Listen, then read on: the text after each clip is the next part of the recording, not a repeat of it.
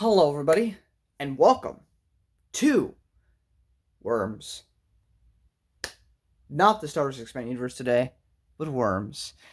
Today we have Dune, the first part, and by the first part, I mean the first 22 chapters before it says Book 2, Moed.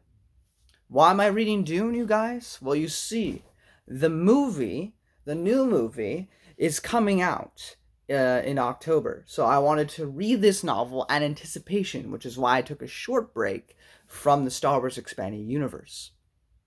Now, I knew nothing about Dune going in except Worms because I saw the trailer. The trailer got me hyped. I was like, I want to go see this. So I decided that I'd review the book. I didn't know exactly how I'd do this because the book's like 800 pages, but I also want to make sure, oh my freaking gosh, the freaking thing's being stupid. But I wanted to make sure I still had videos coming up for you guys. I didn't want to just like keep you hanging while I finished up the book.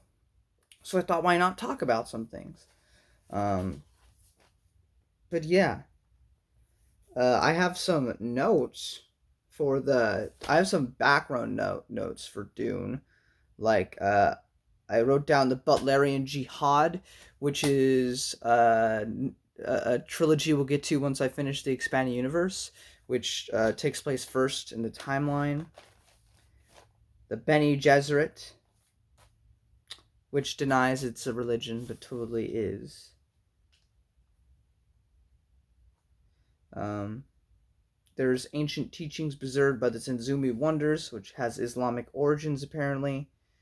Um, we have an orange Catholic Bible. You'll see a bunch of excerpts in the book and stuff of that, and it's got things similar to the Bible, but it's not the Bible, so words are changed and whatnot. There are ruling classes. I'm just writing down some of the notes, the pre-notes I wrote before even reading it, because I wanted to like try to make sure to understand everything. Um, but one thing I really love about this book because I want to talk about some stuff, but before I get into spoilers, I just want to mention that I think this book is absolutely, just from this first half, absolutely worth your time. Here's the thing. You're either going to be very bored or you're going to love this book. I don't think there's really an in-between. Doesn't seem like people are like, it's whatever. It's either I don't like it, it's boring, or I love it. Um, for if you guys are expanding universe fans, because a lot of people that are watching this are probably, I don't know, Dune fans maybe, and they're like, what is this idiot doing reading such a sophisticated book? Because I don't know, at least from what I've seen of the Dune fan base, they're pretty mean. Like, uh, I like Kevin J. Anderson, so I'm most definitely going to check out those prequel books. I'm not expecting them to be as good as Dune, because this book is very good, but if you went into another book by a different author expecting it to be the exact same thing or even come close to a classic of science fiction, I think you were setting yourself up for disappointment. Like, I expect it to not be nearly as good as this book. But anyway, I'm enjoying this book so far. I'm excited to see what goes on in the rest of it. Like, I know like kind of the basics of, he's Paul's going to become this messianic figure. But basically this first half of the book, so that's the only part I'm going to talk about non-spoiler wise. I'm not going to talk about the rest of the book because I haven't read it yet. There are a bunch of noble, like, kind of like houses. Think like Game of Thrones, if you've seen Game of Thrones, or even like Babylon 5 with like the different factions. You got the Centauri, you got the humans, you got the Minbari and the Narn, and so on and so forth. You have these different factions. In this series, you have the Harkonians. They are a family. They're a ruling class faction. You got the Atreides. And you have some political manipulation and deceit going on. You got a traitor in the midst of the Atreides line. And it all leads up to this Game of Thrones-esque, even though this was written first, so I guess it'd be more like a Dune-esque sort of finale to this first half, where things go very badly for our main characters, all I'll say there. and we're left wondering, will things get better? What's going on? Um, I love the Atreides family. I really find Jessica quite interesting. I find Paul really interesting. I find the Duke really interesting. I really like the Duke, and I'm sad that we won't get to see any more of him. I mean, it's an old book, you should know. Um, but the Harkonians, at least from what we get in this book thus far, they are not. There's not much to it. They're kind of the bad. They just we have the Baron. He's the bad guy. He has a weird thing with little boys, though. That's a separate thing. Um, and we haven't really gotten into anything with the worms. I mean, we've seen them a couple times. These big, giant, massive, hulking worm things. So that's cool. A lot of world building this first half. We're learning about religions. We're learning about societies. We're learning about the economics going on. Um, Learning how the spice thing kind of works in this first half, and setting up relationships so you can, be upset when things don't go as planned.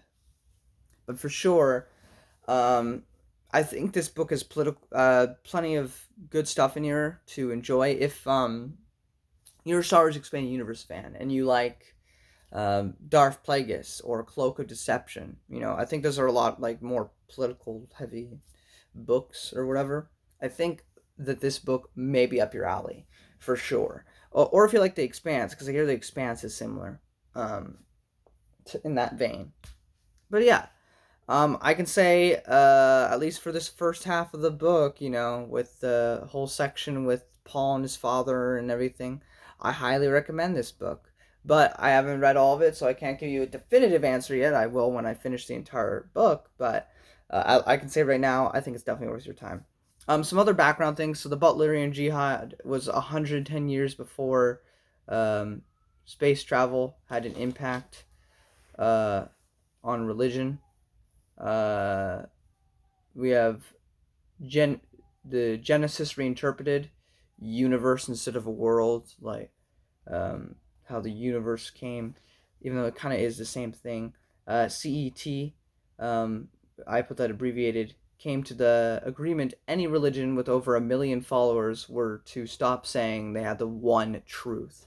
Apparently, this all happened prior to the events of this book, which I find really interesting. So I guess many people are going to hell because they don't believe in Jesus. I just got canceled, but you need to know Jesus. He is the way, the truth, and life. No one comes to the Father except through him, and that's the truth. And to lie to you would be actually more evil. So I'll leave that there. Um, we get a lot of info in the background stuff about the Bene Gesserit. I went to the back of it because there's background information. Um,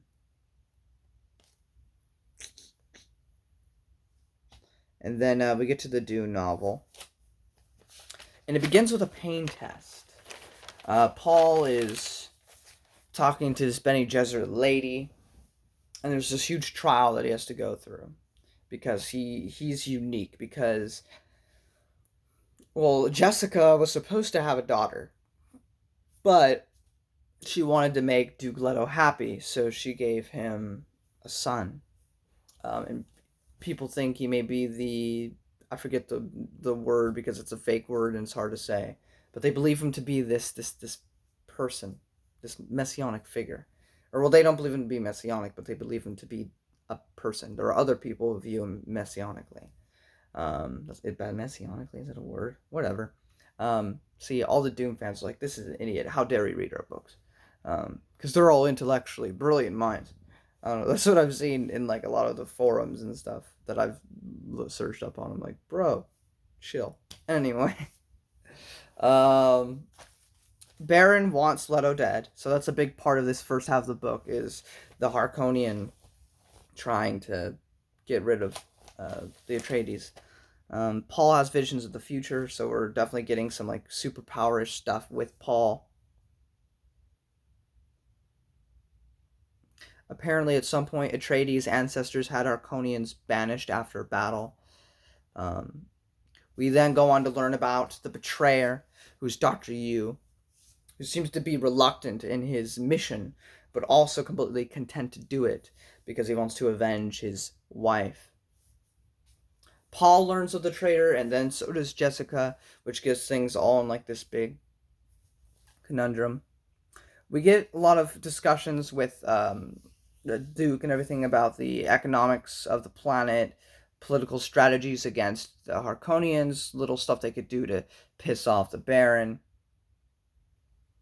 A Freeman named Keynes shows up, or is it Keynes? I think it's Keynes. He shows up and he spits on the floor. Everybody's like, "What the fudge?" Or spits on the table, and it's actually a sign of respect because there's so little of water on Arrakis, right?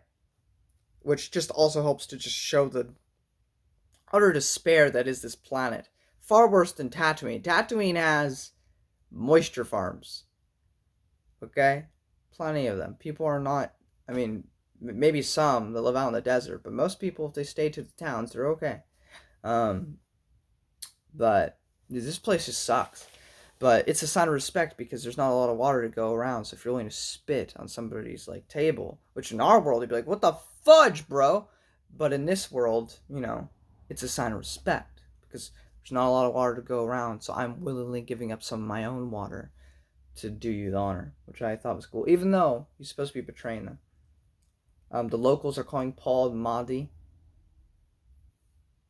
Duke, trying to figure out about the traitor, decides he's going to lie about his trust and his faith in his wife Jessica, not wife Jessica, in his mistress Jessica, even though he fully trusts her utterly and completely. We get a scene where we finally get to see the worms. Of course, with Duke Leto, though, he cares far less about the spice than the people, and he makes sure to save them at the risk of his own life and his son's life. He risks saving all the men because the men, without hesitation, are more important to him. And I love that about the Duke. And they even say, it's a part in the book where it goes, a man like that would gain fanatical, loyalty, which makes him dangerous. The dinner scene, I I don't have too much to say. The dinner scene I absolutely loved. Anybody who's read this book knows what I'm talking about. I love the dinner scene. That's all I have to say. Um, you, drugs, Duke promises to save Jessica and Paul. This is where everything goes to crap. This is where everything becomes the Game of Thrones destruction, where House Atreides, all the guards, all the army soldiers, they get killed by the Harkonians. Paul and Jessica end up on the run out in the desert where the freaking worms are. And Duke Leto commits suicide trying to kill the Baron, but fails to kill the Baron. So the Baron lives, Duke is dead, the whole House Atreides line is split. Lady Jessica and Paul are all alone in the desert with seemingly no help to their own. What will happen? We'll find out in part 2. Part 1 certainly ended on a dour note, but I'm excited to see where things move on from here. The book's definitely slow. Like this whole section here took me to page, almost 400 to finally get to this big climactic climax, right? But it's good because it does a lot of world building and stuff. Makes you care about the people you're following before finally giving this big payoff, which I really enjoy. I don't know if George R. R. Martin was a fan of these books. I'd imagine so, because there are a lot of scenes in Game of Thrones that harken back to this sort of like whole concept of that whole big finale with the betrayal and everything. Um, but yeah, I absolutely love that sort of stuff, and so I'm excited to see where Paul goes on his journey and what happens with everything else. And I hope you will join me as I talk about that. And then maybe once I finish the entire book as a whole, I might do an all overall like live stream or something about it with somebody else that's also read it and just discuss some parts that we enjoyed. But that's pretty much it, guys. Thank you all so much for watching. If you enjoyed this video, give it a thumbs up, sharing episode a ton, and make sure not to get eaten by the sandworms. Until next time. Bye.